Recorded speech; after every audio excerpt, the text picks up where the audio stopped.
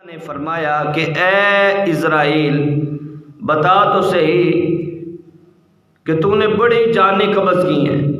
بڑی روحیں نکالی، کیا تجھے کبھی کسی پر ترس بھی آیا ہے؟ کیا تجھے کبھی کسی پہ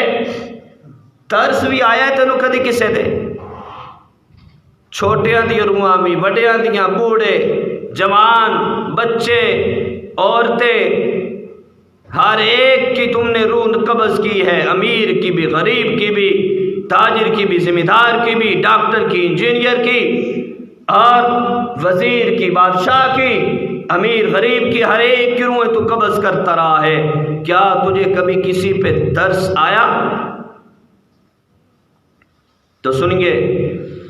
حضرت اسرائیل علیہ السلام عرض کرنے لگے کہ اے اللہ، یہ تو ہو ہی نہیں سکتا کہ میرا دل نہ دکھاؤ، جب سے آپ نے میری ڈیوٹی لگا رکھی ہے روح قبض کرنے پر، ہر ایک دفعہ میرا دل دکھتا ہے کہ میں کسی کی جان جب نکالنے لگتا ہوں تو میرا دل ضرور تڑپتا ہے۔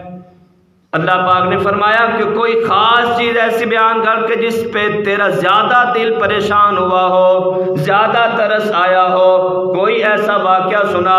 اسرائیل علیہ السلام عرض کرنے لگے کہ اے اللہ، ہاں ایک واقعہ مجھے زندگی بھر نہیں بھولے گا، آج بھی مجھے وہ واقعہ یاد آتا ہے تو میرا دل رونے لگ جاتا ہے، تڑپ جاتا ہے، ٹوٹ جاتا ہے۔ اللہ پاک نے فرمایا کون سا ایسا واقعہ تیری زندگی میں پیش آیا کہ جس کی وجہ سے تیرا دل آج بھی پریشان ہو جاتا ہے، آج بھی غمزدہ ہو جاتا ہے؟ اسرائیل علیہ السلام عرض کرتے ہیں کہ اے اللہ، ایک دفعہ تو نے مجھے حکم دیا کہ جا فلان جگہ چلا جا،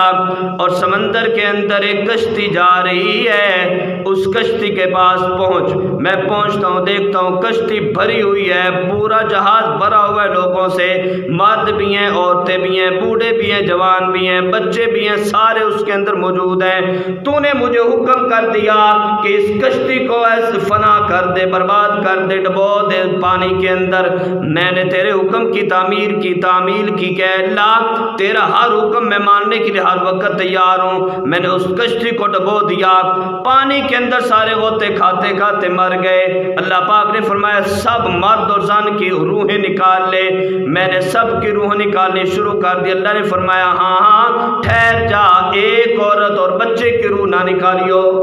باقی سب کی روح نکال لیو، صرف ایک عورت اور بچے کی روح نہ نکالیو۔ میں نے اللہ تیرے حکم کی تعمیل کی، سارے مرد اور زن کی میں نے روحیں نکال لی، ایک عورت اور بچہ جو رہ گئے تھے ایک تختے کے اوپر رہ گئے، ان کو میں نے اوپر چڑھا دیا، اور اس تختے کے اوپر جا رہے پانی ان کو لے کر، سمندر کی موجیں ان کو لے کر جا رہی ہیں، دور ایک جزیرے تک پہنچ جاتے ہیں، حتیٰ کہ اے اللہ میں خوش ہو گیا، چلو اے عورت تے بچہ تو بچ گئے نے، میرا دل بڑا خوش ہو گیا کہ یہ تو چلو بچ گئے، یہ عورت بھی بچ گئی، چلو بچہ بھی بچ گیا، میں بڑا خوش ہو رہا تھا۔ لیکن فوراً تیرا ایک حکم اور آ گیا،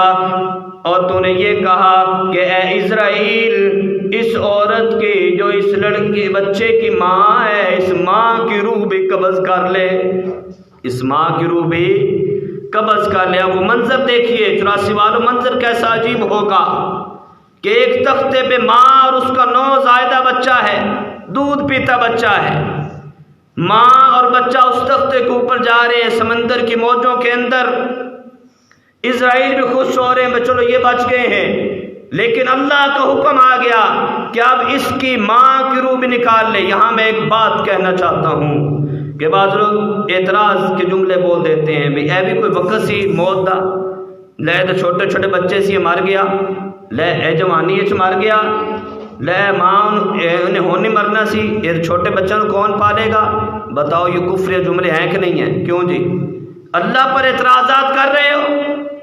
جس کو جتنی اللہ نے زندگی دینی ہے، اگر ایک آدمی کی عمر 40